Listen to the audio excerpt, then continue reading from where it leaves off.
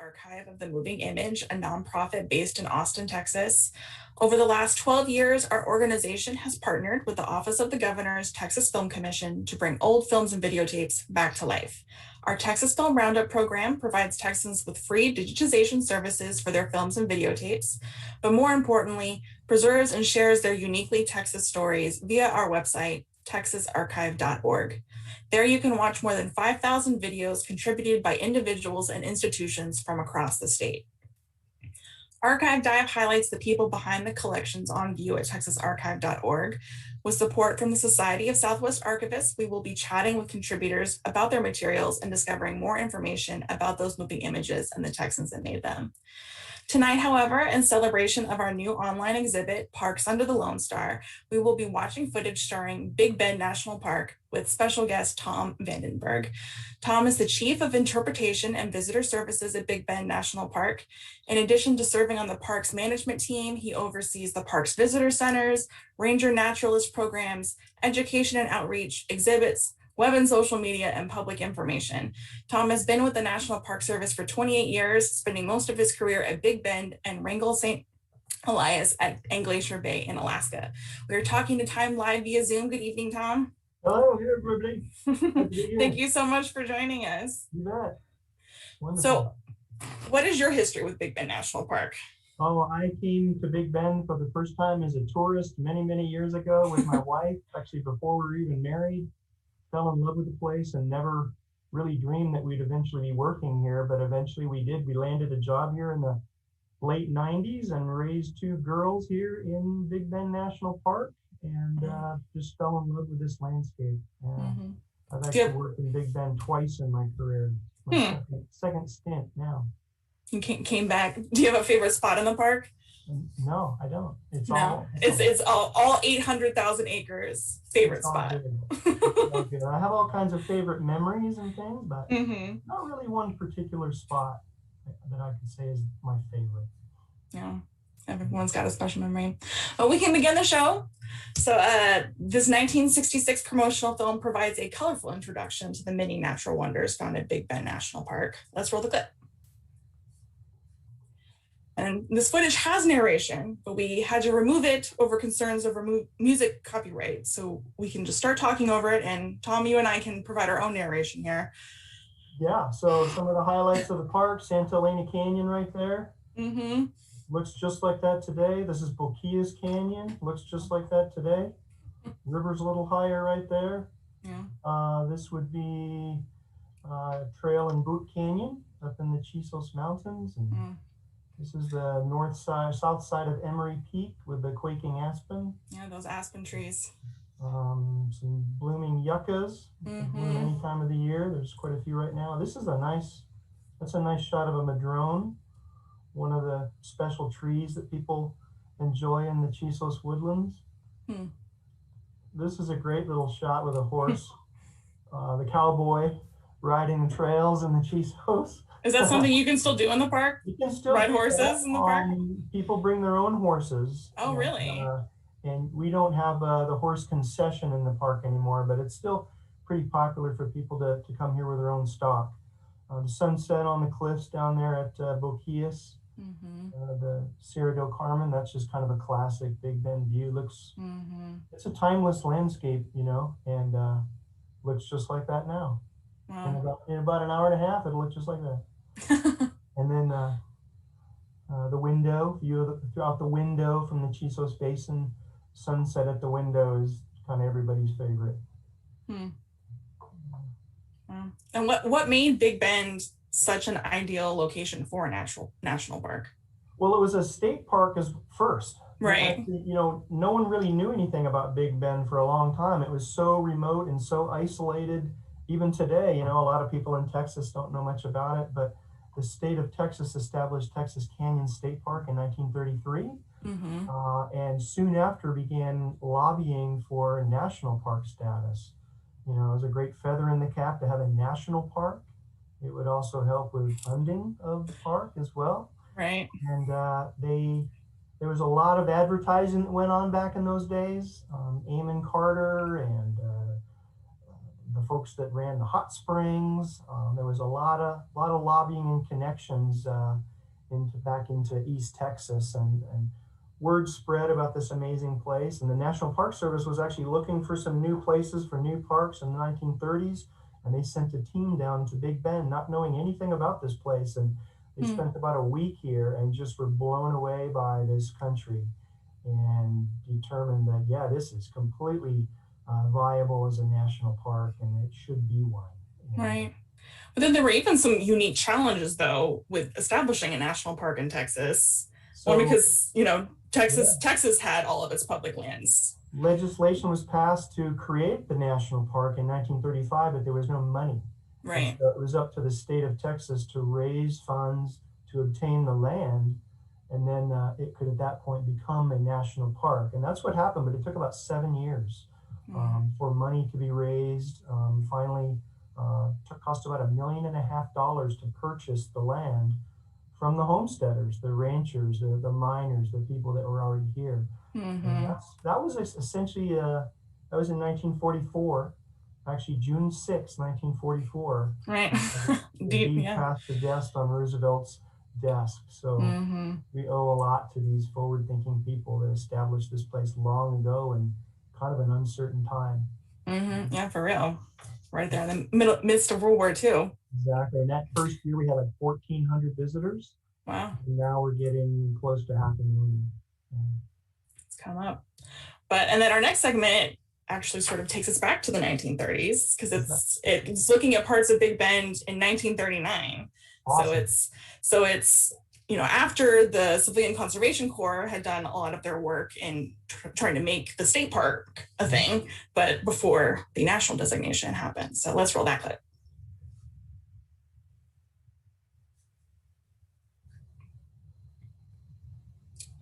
And you did such a good job of recognizing everything from the last clip. I bet you'll have no trouble with this one either. Casa Grande coming into view, one of the big landmark features of the Chisos Mountains, a big volcanic buttress that looms over everything. This is another, you can't quite tell in this image, but it's another volcanic feature. It looks like a little tower. Everybody thinks it's some sort of watchtower up in the Chisos Mountains, but it's kind of a little pinnacle of volcanic ash that's been welded together by heat. So probably along the Pinnacles Trail or Laguna Meadows Trail. Has the park changed much in the more than 80 years separating then and now? That's what's so cool about looking at these pictures. A lot of it looks exactly the same. Exactly the same. Now, we had a fire up in the Chisos a few months ago, and some areas look a little different now, but for the most part, what people took videos of back then are the same thing people film today. And so that's a beautiful shot there through some of the oaks of the Chisos Mountains. And another view of Casa Grande from higher up on the trail, and a century plant blooming there in the foreground. This is a view over the Chisos Basin, and I love this. This guy's just hiking the trail with like a burro, loaded with all his camping gear. I mean, I have to imagine, what were the trails like at that point? Well, they don't look much different. I feel like that was so much of what the Civilian Conservation Corps was doing. Was building. They did. They built the first trails. They still follow those same routes, and we spend a lot of time updating them, but they're in the same exact routes as they were back then. And this is an early corral that was established up in the Boot Canyon area. We still have a corral there today, but it's made out of, metal fencing. So a much more romantic type of corral there with all the logs and things stacked up there. I've never seen an image of that before. That was new to me. Yeah, we're not sure where this footage came from. Okay. Or like what the context of how it was made. And we imagine, based on the time and what they're doing, that it seems to be, if it's them like surveying around the Big Bend region, could be. While they were working on the national park designation, used to raise funding, like you said, trying to raise the money to show to people. Yeah, just to get the word out of this remote place. You know, and one thing about the Chisos Mountains that's kind of special is that right until you get into them, you would never imagine that there'd be a woodland there. You Hmm. know, even as you're in the park and you're approaching this big prominent mountain range for miles and miles, it just looks barren. You know, it looks Right. like the same desert you've been traveling through for hours and days. But it's once you head up that road that the CCC built by hand, it's suddenly you're seeing trees and more trees and oh my gosh, pinyon pines and oaks everywhere. And it just, the more you hike up, the farther you go up into those mountains, the more magical it becomes. So Hmm. it's just cool seeing this guy hiking up there, having the time of his life back in the 30s, Yeah. just like people do today. Hmm. And I feel like, we've name dropped the Civilian Conservation Corps several times now, but we may need to explain what it was. Briefly, I guess you could say. How would you describe what the CCC was? Well, during the Great Depression, you know, one of the works projects to get people back to work was the Civilian Conservation Corps. And how do you build roads? How do you build trails? How do you build lodges and campgrounds back in the 1930s? You got to find some people looking for work, and that CCC was it. And they were just beloved in the history of my agency, the National Park Service. We love everything the CCC did. They did amazing work. It still stands the test of time today. We protect everything that they've done, all the roads and the trails. We try to keep it just the way they did. And a lot of the trails and roads they did don't even need much maintenance still. So Hmm. a lot of national parks, much of the early infrastructure was built by these young men Hmm. during the Great Depression. Yeah. And it's incredible what they're able to accomplish. The national parks, and there's countless state parks in Texas Oh too that yeah, were yeah, built by the that's CCC right. too. That's right. It's Other incredible. lots of public lands, you bet. Hmm. There were two contingents of them here in Big Bend. The Hmm. first one literally built the road into the Chisos by hand. They had one Wow. dump truck and a bunch of shovels and some picks, and that's it. They built the Lost Mine Trail, they built the Window Trail, they built the Laguna Meadows Trail, and then the second contingent came in and were just building the beginnings of what became the Chisos Mountains Lodge area. And then World War II broke out and they were disbanded. Right. But then so they disbanded. But then so Big Bend National Park opened summer of 1944, Mhm. and then has welcomed countless visitors in the decades since. Sure And has. our next home movie captures the Baylor family spending some time in the park in 1972. Let's roll that clip. Actually, I think there might be a little more on this one. Oh yeah, here we go. Okay. This one, I love this one. This is my favorite one because I live that same thing. I raised two kids here in Big Bend, and this is Boquillas Canyon. Hmm. And the trail into Boquillas Canyon looks much the same today. And one of the highlights for anyone with kids back in the day was the giant sand hill in Boquillas Canyon. There was this giant hill, and it went Hmm. way up. I mean, it went hundreds of feet high up into a cave on the walls of the cliff.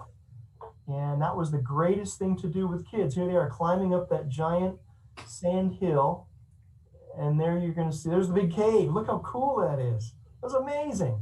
That hill is no longer there. Wow. When I was there in the 90s, you couldn't quite get to the cave.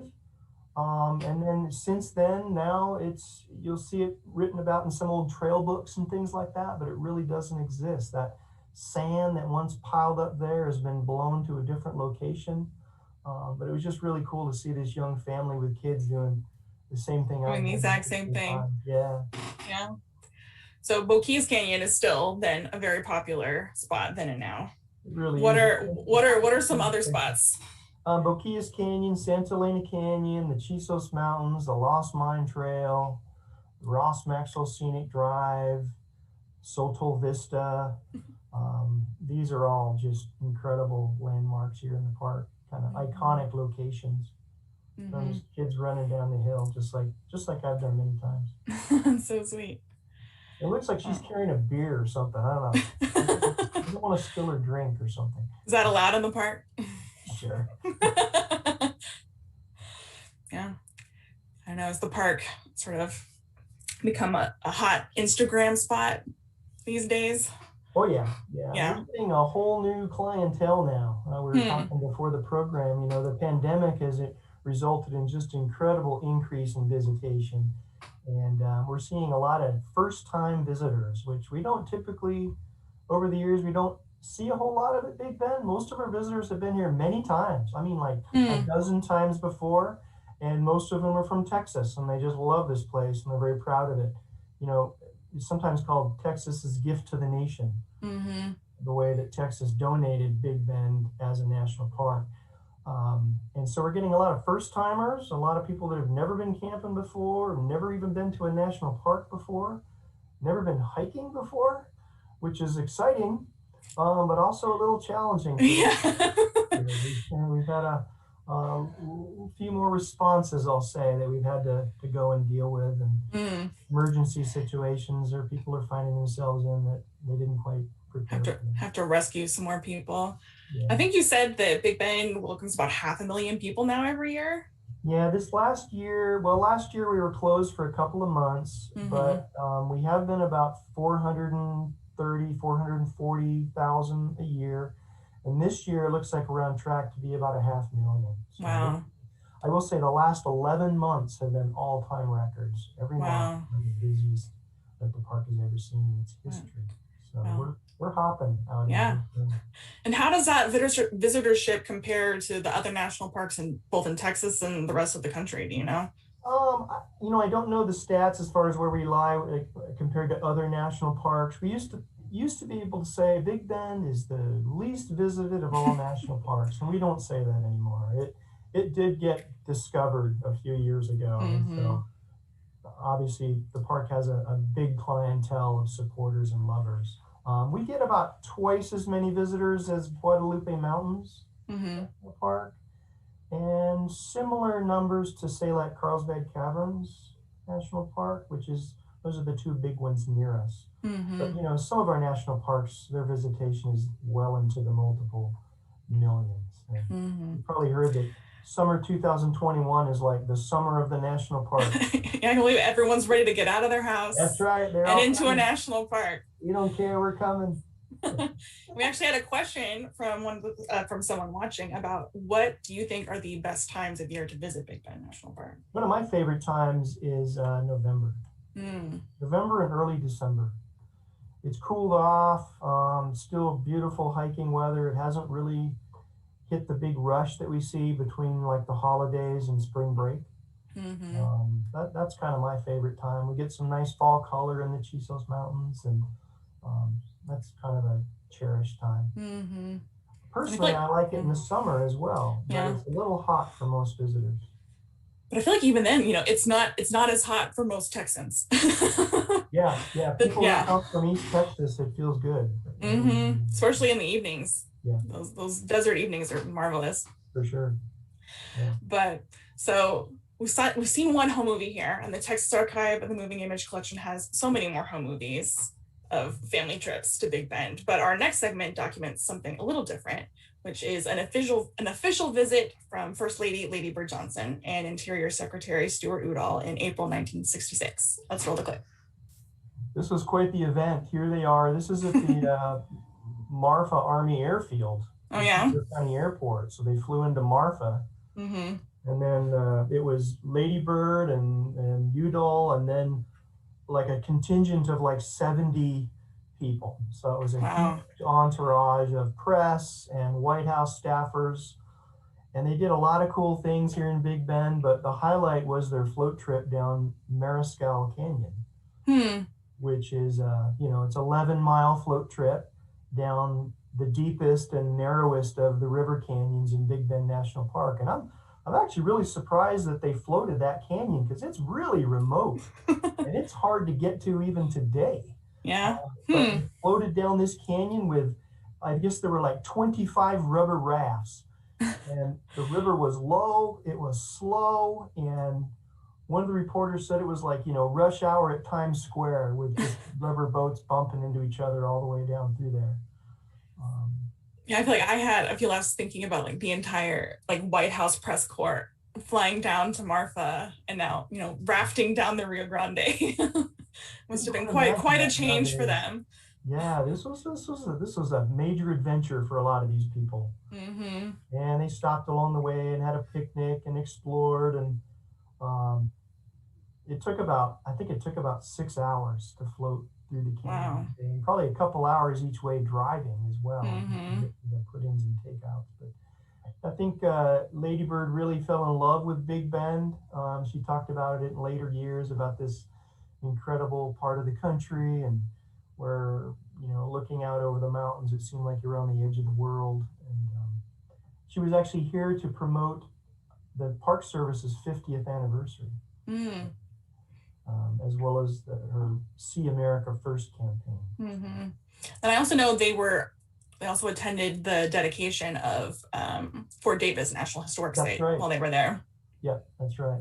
So a And they whole had a Big Bend picnic, tour. and she hiked the Lost Mine Trail. And actually, I read up on that a little bit. It sounds like she actually paddled her boat for like a half an hour as part of the Wow. trip. So What a hats off to woman. Lady Bird. Yeah, hats off to Labor. Yeah, Get our hands dirty. yeah, And I think this footage, particularly the shots of them floating down the river, capture something else about Big Bend that is really important, which is that the southern edge of Big Bend is also an international border with yeah. Mexico. And how do you think Big Bend embodies this rich cultural history of not only West Texas and all of the people that have once called that area home, but also the borderlands specifically? Yeah, we like to highlight the history, the amazing history of life along the border. You Mm-hmm. know, back in simpler times, it was a little more of a cooperative type of environment. People had to depend on each other to survive out here. And it didn't matter what side of the river you lived on. You used the same stores, you made the same foods, you went to the same activities, and you helped each other out. The little villages all along the border, their relatives, their ancestors live on both sides of the border still today. And one of the cool things about Big Bend, obviously, is that we do have a crossing, um, closed down after 9/11, but it did open up a few years ago. And, the opportunity to actually visit Mexico through a national park is pretty Hmm. special. Yeah. The village of Oquias is not, it's pretty small. It's about the size of the visitor center parking lot here at park headquarters, but it looms large in the experience of many of our visitors, the chance to go visit Mexico and talk to people and meet people across the border and eat some neat, authentic foods. And just, it's a fun afternoon to spend in Boquillas. You literally wave the boat across, and they'll row you across the river, and you can ride a donkey or a horse into town, and it's like you're in a Clint Eastwood movie, but it's Yeah. Time travel. 2000, 2021. So the border's been closed now, since the pandemic started, and we're hoping that it'll open next month, but it's all up to Homeland Security. We would love to have the border open right now, but it's out of the Park Service's hand. But yeah, word is on the street that I'm hearing is that there's a pretty good chance it may open sometime in July. Oh, well, just in time for all of these summer visitors you're gonna get. Yeah, so stay tuned, and we'll make announcements when that opens up again for sure. Awesome. We have a few more audience questions here. Okay. We have someone that wants to know, what's a good trail to do a multi-day primitive camping trip with access to water sources? Well, the access to water is the challenge. Yeah. It's hard to really count on having water when you get there. Mm-hmm. So we really are hesitant to say, yeah, hike this trail, you go 10 miles, you're going to find a spring, and there'll be lots of water there, and you can hike another 10 or 12 miles and get out to here. So that's a challenge. One of the hikes that people like to do, because it's a large circuit hike, which is the Outer Mountain Loop Trail. That's a pretty popular but very, very challenging multi-day hike. It's about 3 days, 2 nights. There's a lot of climbing, a lot of up and down. And depending on the season, there's potential for some water sources along the way. But even with those water sources, you do have to stash water in one specific place just to be able to do it safely. Mm-hmm. There's some information on the park website that you can look up and learn more about the Outer Mountain Loop. That's a 30-mile, really big time Big Bend adventure. So that would be a nice one. Mm-hmm. Yeah, I remember when I was doing research for the web exhibit, I learned that the U.S. Army like twice turned down appeals for a CCC camp to come out to Big Bend before they finally accepted it, because they were just like, there's no reliable water sources. So yeah, there's no water in the basin. They tried, they sunk some wells, they did not really have any success finding a reliable water source to even support a CCC camp. And so that was a challenge. And today, even today in 2021, water is a big deal out here. And those of you that know Big Bend know that all the water for the Chisos Basin doesn't even come from the Chisos Basin. It comes from a little spring miles away down on the desert floor. And the water is pumped several miles up a pipe to the big tanks behind the Chisos Mountain Lodge. Wow. Even today, that's a challenge. It's a limiting factor for development in the park. Most definitely. But I guess we've made it to our last segment here, though, Tom. Woo. But so we saw Lady Bird floating down the river in our last clip, and we get to see more of the river canyons in our final segment, which comes from a 1951 featurette, most likely produced by the National Park Service. Let's roll the clip. All right, heading down to Santa Elena Canyon, it's a dirt road, so probably down the old Maverick Road, which is still a gravel road today. Wow. And one of the highlights is it takes you through these badland areas, the brightly colored layers of sediment. And obviously this old film doesn't really do justice to the colors, but they're literally all the vivid colors of the rainbow in these sediments. Especially later in the day, the light hits them and it's an amazing drive. Wow. But the Maverick Badlands are also one of the big fossil locations in the park. Big Bend was famous for fossils before it even became a state park. And it's one of the world-renowned fossil locations, and some amazing fossils, dinosaur, pterosaur, giant crocodile fossils have all been found in these actual formations out here on the west side of the park. Wow. So it's about 70 million year old swamp deposits. And then here we're looking at the Chisos Mountains in the background. So where we started at Casa Grande, you can see that there in the center. So here we're going to the Rio, to Santa Elena Canyon. I was just down there a few days ago and it looks pretty much just like that. Wow. This is along the trail looking down towards someone floating the canyon. I think they're about to start fishing too. How much is there a big fishing draw? Canyon fishing was a huge draw in Big Bend back in the day. It was famous for large catfish in the canyons, and people still fish today. You can fish in Big Bend National Park. You don't need a state fishing license or anything like that. You do need a little free permit that a ranger can issue you at a visitor center, and people catch catfish today, and they're not quite that big. And those look massive. The visitors don't usually wear dresses like that. She's styling while she's fishing. That was awesome. But also because that's showing how Big Bend was promoting itself in the 1950s. How does that compare to how Big Bend's promoting itself now? Today, I think maybe back in the day it was more like, this is a place for adventure and to challenge yourself and catch the largest catfish you've ever seen. And, now Big Bend is really coming to its own as a place to just disconnect and to recharge your batteries, get away from everything. People just come out here and just chill. And, there's no better place for it than the wide open deserts and mountains of this amazing national park. Just disconnect. And the night skies nowadays is also something that definitely. Who would have thought that night skies would be a rare commodity back in the 1930s? Really, that's a great point. Where we are now, that's huge. And it's hard to pass up a better sunset and night sky than when you get in West Texas. I know that's for sure. Okay. But we got one more audience question. What are some of the greatest challenges of staying or living in Big Bend National Park? It is a challenge for some people. I've always worked in very remote national parks and, parks that don't even have roads. So this is cake for me, but it is a challenge for some people. We find that, rangers will hire some rangers and they either fall in love with this place and it's like their favorite place on the earth, or within about a week, it's like, I got to get out of here. It's a long way to anywhere, obviously. It's a long way to medical services. It's a long way to a movie theater.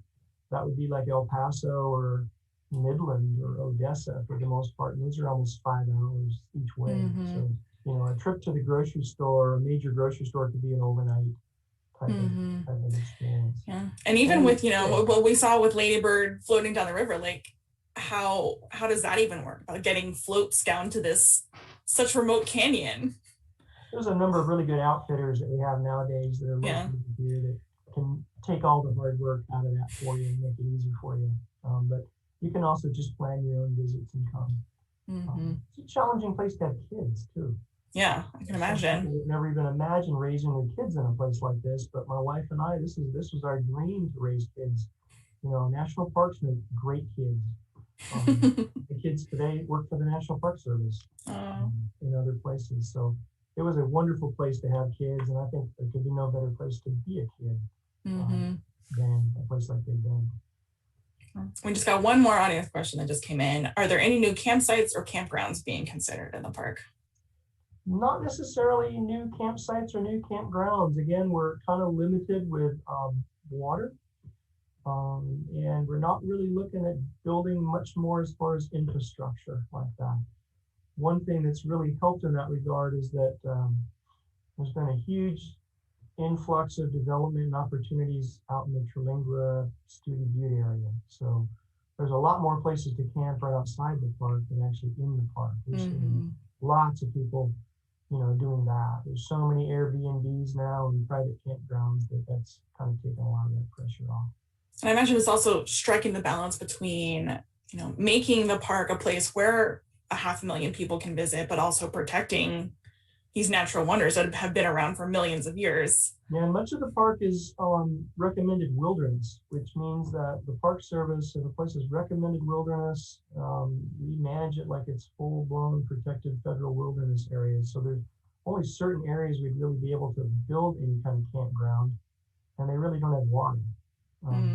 We are building a new trail this year, starting probably in October. We'll be building a new trail around Lone Mountain, which will be a really beautiful 3-mile desert hike around a prominent volcanic feature in the center of the park. So that'll be a cool attraction for people. Very cool. Well, to wrap up, this is probably a very romantic question for you, Tom, but what do you think it is about Big Bend that has enchanted both Texans and non-Texans for generations now? I think it's the big, wide open spaces. What could be more Texan than this huge, wide landscape? But to me, it's the quiet. This has got to be the quietest place in the country. I can't imagine a place that's quiet. There are no airplanes here. You could be here for weeks. You could see umpteen satellites at night, but you will not hear an airplane while you're here in Big Bend National Park. So it's the natural soundscapes and the big wide open vistas. That's just classic Big Bend to me. I feel like between what you said and the footage we watched tonight, I'm ready to go. Can you call? Yeah, I definitely will. Well, but thank you, Tom. Getting to talk to you tonight was an extra special treat. That's fun. We were all so excited that we got to reach out to someone from Big Bend because it's definitely the best represented park in our collection of all of the parks in Texas, because Texans love Big Bend. But I also want to shout out the contributors who shared videos that we enjoyed tonight. The Galveston and Texas History Center at the Rosenberg Library, Jason Barrett, John Baylor, Gordon Wilkeson, and the Archives of the Big Bend, and to thank the Society of Southwest Archivists for their support in making Archive Dive possible. You can watch more videos of Texas State and National Parks with Tammy's web exhibit, Parks Under the Lone Star, at parksunderthelonestar.com. And if you enjoy learning about these films, please consider sending us a tip. We take donations via texasarchive.org/support-us, or you can text Texas Archive to 44321. Thank you so much, Tom. This was so fun. You bet. See ya.